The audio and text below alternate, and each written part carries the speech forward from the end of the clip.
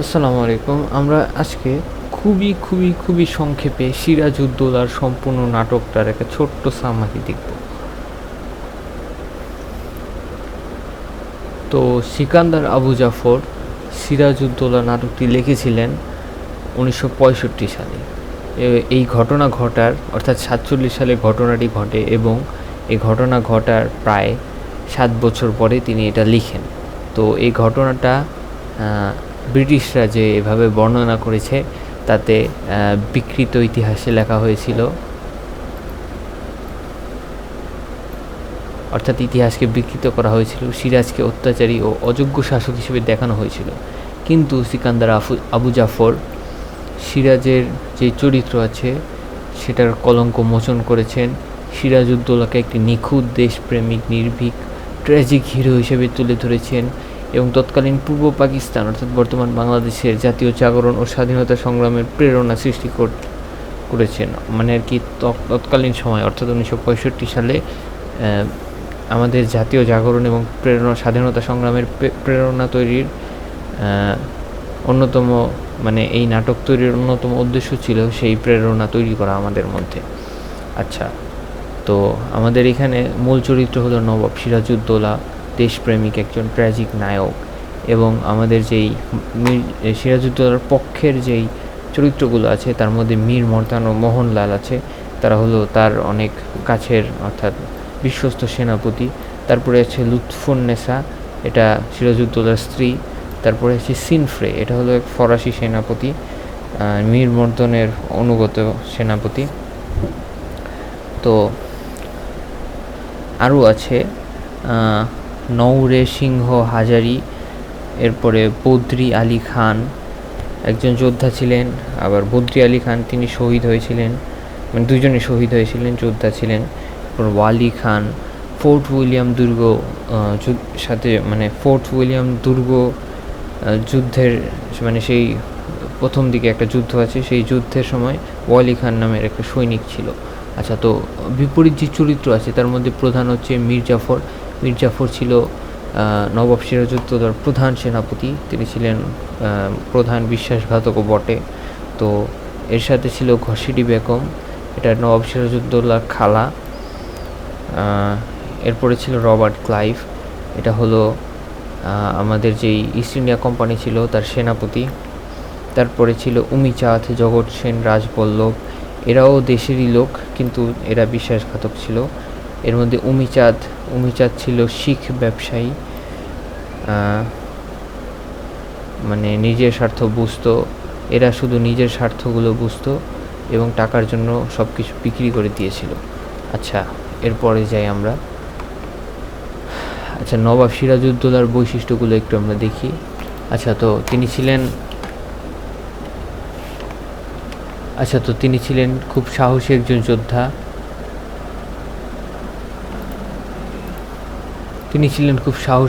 যুদ্ধক্ষেত্রে নিজেকে যুদ্ধক্ষেত্রে তিনি নিজেই সর্বশ্রেষ্ঠ সেনাপতি।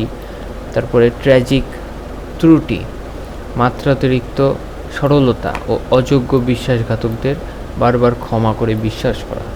তো তিনি নিজের খালা, তারপরে নিজের যে সেনাপতি তাদের বিরুদ্ধে অনেক খবর পেয়েছেন, তাদের বিশ্বাসঘাতকতার আঁচ পেয়েছেন, কিন্তু তবুও তিনি যথাযথ ব্যবস্থা নেননি, যার কারণে তিনি তাকে মাত্রাতিরিক্ত সরলতা ও অযোগ্য ও বিশ্বাসঘাতকদের বারবার ক্ষমা করার বিষয়টি এখানে লেখা হয়েছে।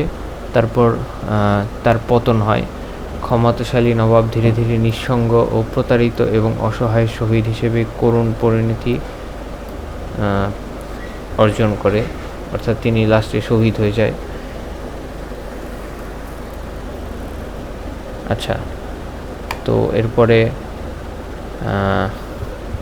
আমাদের শত্রু এবং নবাবের যে ঘরের মধ্যেই যে শত্রু, এই বিষয়টা এখন বলবো আমি। তো মীর জাফর হলো প্রধান সেনাপতি ছিল নবাবের। তার উদ্দেশ্য ছিল মসনদ, তার মনে মনে উদ্দেশ্য ছিল মসনদের প্রতি অন্ধ লোভ। তিনি রাজা হতে চেয়েছিলেন এই রাজ্যের, এবং সেটা হওয়ার জন্য তিনি যে কোনো কিছু করতে পারতেন। তিনি কি করেছেন, সিরাজের বিরুদ্ধে ইংরেজদের সাথে গোপন চুক্তি করেছেন, পলাশীর প্রান্তরে পুতুলের মতো সৈন্য নিয়ে নীরব দর্শক হয়ে থাকা। অর্থাৎ পলাশীর যে যুদ্ধের প্রান্তর ছিল সেখানে সৈন্যবাহিনী নিয়ে নীরব দর্শক হয়েছিলেন তিনি। তারপরে এর পরিণতি কী হয়েছিল? ক্লাইভের হাত ধরে সিংহাসনে বসেছিলেন ঠিকই, কিন্তু বাস্তবে ইংরেজদের হাতের পুতুলে পরিণত হয়েছিলেন। ইংরেজরা যা বলেছে তাই তাকে করতে হয়েছিল। এবার ঘসেটি বেগম, নবাবের খালা। তিনি দত্তক পুত্র শওকত জংকে সিংহাসনে বসাতে না পারার ক্ষোভ এবং হারানো সম্পদের প্রতিশোধ নেওয়ার জন্য নবাবের বিরুদ্ধে লেগেছিলেন।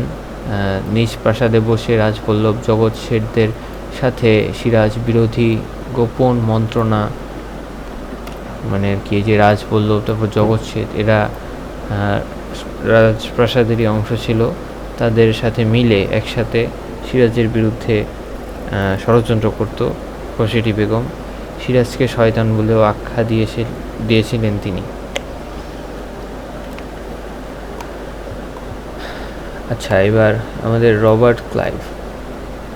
রবার্ট ক্লাইভ ছিলেন ওই ইস্ট ইন্ডিয়া কোম্পানির সেনাপতি। তিনি ইস্ট ইন্ডিয়া কোম্পানির ধূর্ত সামরিক অধিনায়ক অর্থাৎ ধূর্ত সেনাপতি ছিলেন। ডিভাইড অ্যান্ড রুল এই নিয়মে বিশ্বাসী ছিলেন। বাংলার আমাত্যদের অর্থ ও ক্ষমতার লোভ দেখিয়ে সিরাজের বিরুদ্ধে একতাবদ্ধ করা। অর্থাৎ বাংলার মানুষকে অর্থ ও ক্ষমতার লোভ দেখিয়ে সিরাজের বিরুদ্ধে তাদের একসাথে একত্রিত করেছেন। উমিচাঁদকে নকল চুক্তির মাধ্যমে প্রতারণা ও মীর জাফরকে নবাব বানিয়ে ছায়াশাসক হিসেবে বাংলার সম্পদ লুণ্ঠন। উমিচাঁদ ছিল নবাবেরই রাজপ্রাসাদের সদস্য একজন, তো তাকে নকল চুক্তির মাধ্যমে প্রতারণা দিয়েছিল, অর্থাৎ তাকে 30 লক্ষ টাকার লোভ দেখিয়েছিল। এটার স্লাইড আছে, একটু করে দেখাচ্ছি। তো মীর জাফরকে ছায়াশাসক বানিয়ে বাংলার সম্পদ লুণ্ঠন করতে তিনি এসেছিলেন। এই যে এটা তার উক্তি। তিনি একদম কনফিডেন্ট ছিলেন যে Nawab can cause no harm to us, কারণ নবাবের সেনাপতি নিজেই ছিল বিশ্বাসঘাতক, প্রধান সেনাপতি। তো আমাদের যে প্রথম অঙ্ক আছে, প্রথম অঙ্কে ফোর্থ উইলিয়াম যে দুর্গটা আছে সেই দুর্গে নবাব হানা দেয় এবং জয় করে। তো এটা 19 জুন 1956 সালে হয়েছে। ক্যাপ্টেন ক্লেটন এরপর ওয়ালি খানদের পরাজয় করে ফোর্থ উইলিয়াম দুর্গ দখল করে নবাব সেনা। এরপরে ফোর্থ উইলিয়ামের নাম পরিবর্তন করে রাখা হয় আলীনগর এবং মানিক চাঁদকে দেওয়ান নিযুক্ত করা হয় সেই আলীনগরের। ঘসেটি বেগমের প্রসাদে সিরাজ বিরোধী গোপন জলসা বসে। এটা পরের ঘটনা। ঘসেটি বেগমের প্রাসাদে সিরাজ বিরোধী গোপন জলসা বসে। সিরাজের আকস্মিক উপস্থিতিতে ষড়যন্ত্র ভেঙে দেয়। এই যে এটাও একটা ঘটনা ছিল, মানে সিরাজ অনেক ঘটনার মাধ্যমেই জানতে পেরেছে যে তার খালা, তারপরে তার অন্য যেই এই সেনাপতি মীর জাফর এরা বিশ্বাসঘাতক। সিরাজ আগে থেকেই আঁচ করতে পেরেছিল, এবং যেসব ঘটনার মাধ্যমে আঁচ করতে পেরেছিল তার মধ্যে এটাও একটা, যে ঘসেটি বেগমের প্রাসাদে হুট করে তিনি খবর পেয়ে গিয়েছেন এবং গিয়ে তাদের উপস্থিতি এবং মানে ষড়যন্ত্র করছে এরকম একটা গন্ধ পেয়েছিলেন। সরাসরি তিনি ধরতে পারেননি, কিন্তু তিনি সন্দেহভাজন পরিস্থিতিতে সেখানে পৌঁছেছিলেন, বন্দি দশা। এরপরে তিনি ঘসেটি বেগমকে নজরদারির জন্য নিজ প্রাসাদে নিয়ে যান। আচ্ছা, দ্বিতীয় অঙ্কে মীর জাফর, রাজবল্লভ, জগৎ শেঠ এবং রায়দুল্লভ এদের গোপন বৈঠক বসে। তো তারা হলো তামা, তুলসী, গঙ্গাজল এবং কোরআন ছুঁয়ে সিরাজকে গদিচ্যুত করার এবং চিরকাল মীর জাফরের অজ্ঞাবহ থাকার শপথ করে। আচ্ছা, মিরনের ভূমিকা। মীর জাফরের পুত্র মিরনের আবাসে ইংরেজদের সাথে গোপন চুক্তির রূপরেখা চূড়ান্ত। ক্লাইভের আত্মবিশ্বাস। আচ্ছা, এখানে মিরনের ভূমিকা সম্পর্কে বলেছে। ক্লাইভের আত্মবিশ্বাস, ওয়াটসের পরিবর্তে স্বয়ং ক্লাইভ উপস্থিতি এবং মীর জাফরদেরকে অভয় দান যে তারা দেশের নয়, কেবল নবাবের পতন ঘটাচ্ছে। তো মীর জাফরের যে পুত্র মিরন, তার আবাসে ইংরেজদের সাথে গোপন চুক্তির রূপরেখা একদম চূড়ান্ত হয়েছে। মানে ইংরেজদের সাথে যেই চুক্তি, সেটার রূপরেখা একদম চূড়ান্ত হয়েছিল, এবং ওয়াটসন এর পরিবর্তে সরাসরি সেখানে ক্লাইভ এসে উপস্থিত হয় এবং দেখে যে পরিস্থিতি কীরকম, কেমন হচ্ছে। তারপরে উমিচাঁদ যে ছিল, উমিচাঁদকে একটি লাল রঙের নকল কাগজ দিয়েছিলেন, যেই নকল কাগজে 30 লক্ষ টাকার কথা লেখা ছিল তাকে দেওয়ার জন্য। কিন্তু আসল যে সাদা কাগজ, ইহার মধ্যে সেই 30 লক্ষ টাকার কথা উল্লেখ ছিল না, যার কারণে তারা উমিচাঁদকে 30 লক্ষ টাকার প্রতারণা দিয়ে নবাবের বিরুদ্ধে কাজ করতে উৎসাহিত করে। এবার আমরা তৃতীয় অঙ্কে পলাশীর প্রান্তরে যে যুদ্ধ হয়েছিল সেটা দেখছি। তো আমাদের যে নবাবের পক্ষের মানুষ ছিল মীর মর্দন, মোহনলাল, বদ্রি আলী খান, ফরাসি সেনাপতি সিনফ্রে, বীরত্বের সাথে তারা যুদ্ধ করে গোলার আঘাতে ইংরেজ বাহিনী পিছু হটতে বাধ্য হয়। কিন্তু অন্যদিকে মীর জাফর, রায়দুল্লভ, ইয়ার লুৎফ খান এরা 50,000 সৈন্য নিয়ে পাথরের মূর্তির মতো দাঁড়িয়ে থাকে। নবাবের কোনো আদেশ তারা পালন করেনি। এদিকে নবাবের ক্যাম্পে ষড়যন্ত্রের কারণে ত্রিপল দেওয়া ছিল না বারুদের উপরে, ফলে দুপুরে বৃষ্টি হয়, সকল বারুদ ভিজে যায়। কিন্তু অন্যদিকে রবার্ট ক্লাইভ নিজের ধূর্ততার সাহায্যে, অর্থাৎ মানে তিনি বুদ্ধি খাটিয়ে যথাযথ ব্যবস্থা গ্রহণ করে, যার কারণে তার বারুদ ভিজে না,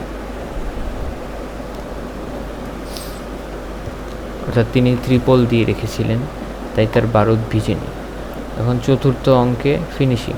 তৃতীয় অঙ্কে নবাব সিরাজউদ্দৌলা পরাজিত হয়ে গিয়েছিল। এখন চতুর্থ অঙ্কে মুর্শিদাবাদে ফিরে সাধারণ জনগণকে প্রতিরোধের জন্য ডাক দেয়, কিন্তু কেউ সাড়া দেয় না। বাধ্য হয়ে লুৎফা ও কন্যাসহ পলায়ন এবং পরবর্তীতে বন্দী হন। ক্লাইভের হাত ধরে মীর জাফর মসনদে বসে। ক্লাইভ তাকে পুতুলের মতো ব্যবহার শুরু করে, অর্থাৎ ক্লাইভের কথায় ওঠে এবং বসে। 2 জুলাই মীর জাফরের পুত্র মিরনের নির্দেশে এবং অর্থের লোভে মোহাম্মদী বেগ কারাবন্দী সিরাজকে নির্মমভাবে হত্যা করে। মোহাম্মদী বেগ ছিল সিরাজের পিতামাতার আশ্রিত পালিত একজন অনাথ, অর্থাৎ মোহাম্মদী বেগ সিরাজের যে পিতামাতা তাদের আশ্রয়ে পালিত হয়েছিল, সে মূলত অনাথ ছিল। টাকার লোভে সে উপকারীকেই হত্যা করে। আচ্ছা, তো নাট্যশৈলী, অ্যারিস্টটলের ট্র্যাজেডি যে কাঠামো আছে, সেই কাঠামো অনুযায়ী আমরা এখন বিষয়টা দেখব। তো প্রথমে হলো মুখ, ফোর্থ উইলিয়াম জয়, নবাবের প্রাথমিক আধিপত্য। তো এটা হলো মুখ ছিল, অর্থাৎ এক্সপোজিশন। তারপরে প্রতিমুখ, রাইজিং অ্যাকশন। এখানে ঘসেটি বেগম আর মীর জাফরদের গোপন ষড়যন্ত্র, এইটা হলো মূল গর্ভ বা ক্লাইম্যাক্স। এখানে পলাশীর যুদ্ধ, বৃষ্টিতে বারুদ ভিজা, মীর মর্দনের মৃত্যু, এগুলো এই অংশে পড়েছে। তারপরে বিমর্ষ, ফলিং অ্যাকশন, এখানে সিরাজের পলায়ন ও বন্দী হওয়া, এই অংশটুকু এর সাথে সম্পর্কযুক্ত। তারপরে যে উপসংহার আছে, মোহাম্মদী বেগের হাতে সিরাজের মৃত্যু। এইভাবে এই কাঠামোর সাথে এই নাটককে মিলানো হয়েছে। সিরাজের ট্র্যাজিক ফ্লো, অন্ধবিশ্বাস এবং নাটকের শেষে দর্শকের মাঝে ক্যাথারসিস, করুণা ও ভীতি সৃষ্টির মাধ্যমে এটি একটি সার্থক ট্র্যাজেডি, অর্থাৎ এই নাটকটি একটি ট্র্যাজেডি। তো আমরা কিছু গুরুত্বপূর্ণ তারিখ দেখে নিই। আচ্ছা, তো এইসব বিষয়গুলো আমরা মনে রাখব। প্রথমত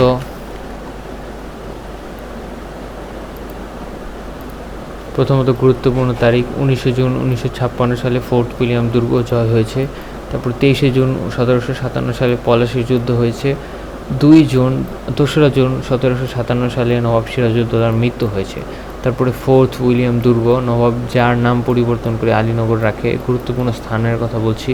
তারপর পলাশীর প্রান্তরে ভাগীরথী নদীর তীরে যেখানে যুদ্ধ হয়, অর্থাৎ পলাশীর প্রান্তরটা হলো ভাগীরথী নদীর তীরে যেখানে যুদ্ধটা হয়, মুর্শিদাবাদ হলো বাংলার রাজধানী এবং সিরাজের দরবার। এখন ছোট চরিত্রগুলো দেখি, গুরুত্বপূর্ণ, মানে এই চরিত্রগুলো খুব একটা উল্লেখ হয়নি কিন্তু গুরুত্বপূর্ণ। সিরাজের প্রধান গুপ্তচর নারায়ণ সিং ক্লাইভের হাতে নিহত হয়েছিল। তারপর মোহাম্মদী বেগ টাকার লোভে হত্যাকারী ভাড়াটে খুনি অমিচাঁদ ধূর্ত শিখ বাণিক, এই শিখ ব্যবসায়ী। শিখ হলো এই বণিকের মানে একটা ধর্মের অনুসারী যারা, তাদের শিখ বলা হয়, এবং বণিক হলো ব্যবসায়ী। লাল সাদা চুক্তির শিকার হয়, অর্থাৎ ওই যে 30 লক্ষ টাকা।